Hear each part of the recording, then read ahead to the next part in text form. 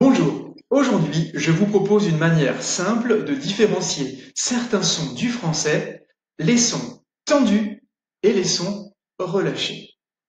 C'est une technique que j'utilise souvent en classe et que j'utilise aussi dans d'autres vidéos. Je trouvais donc normal de vous en parler dans une vidéo spéciale.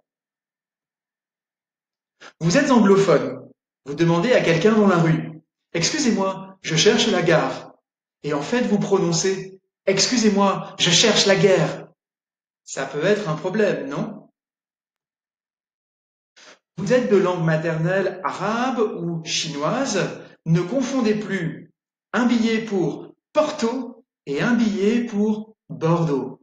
Ça peut vous coûter un peu plus cher.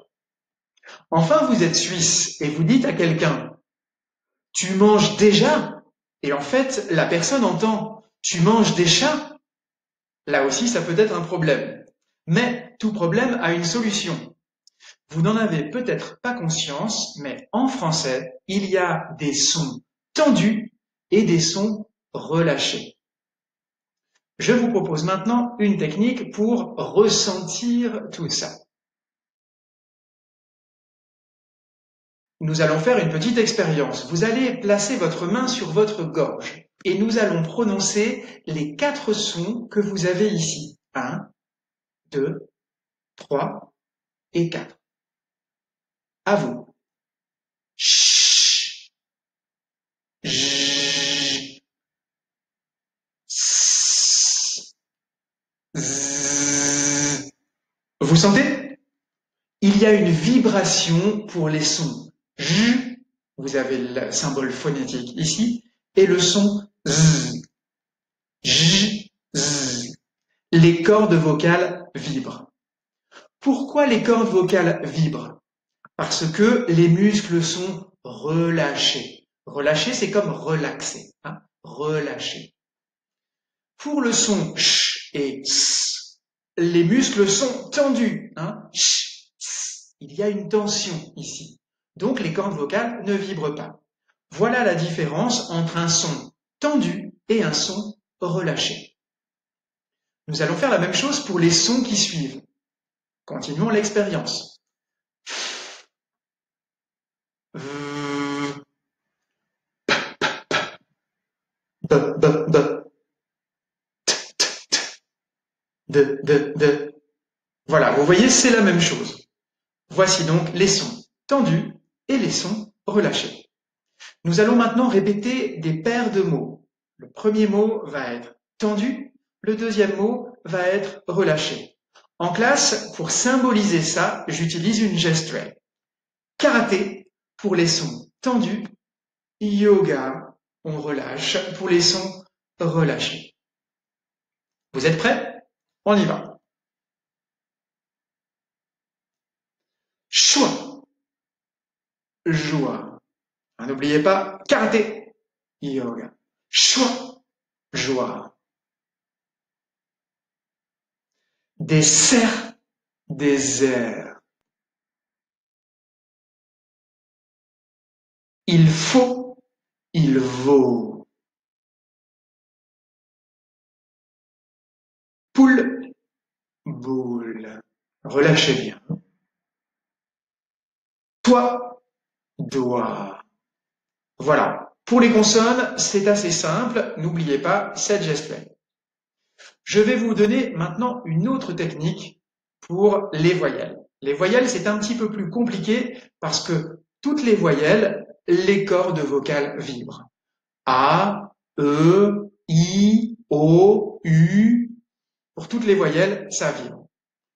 J'ai une solution.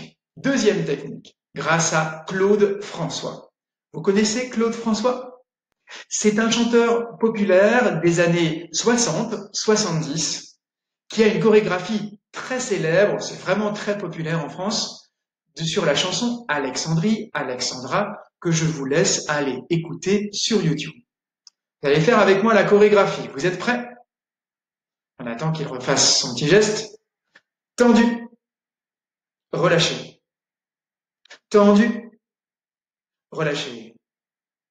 Tendu, relâché. Nous allons faire maintenant cette technique avec les voyelles.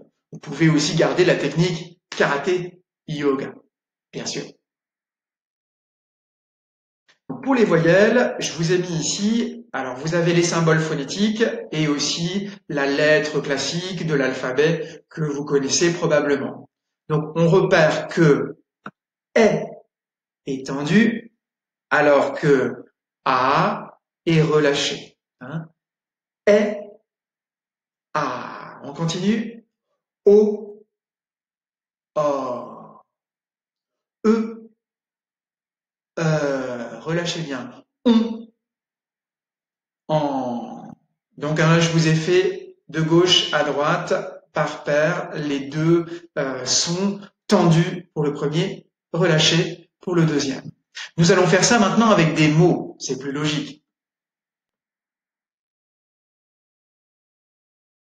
Père, part, relâché. Guerre, tendu, gare, relâché.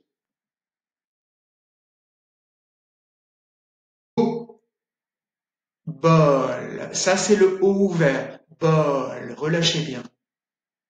Même chose pour un pot, un pote, relâchez ici. Un pote, ça veut dire un ami. C'est un mot un peu plus familier pour ami. Autre son, il peut, ils peuvent.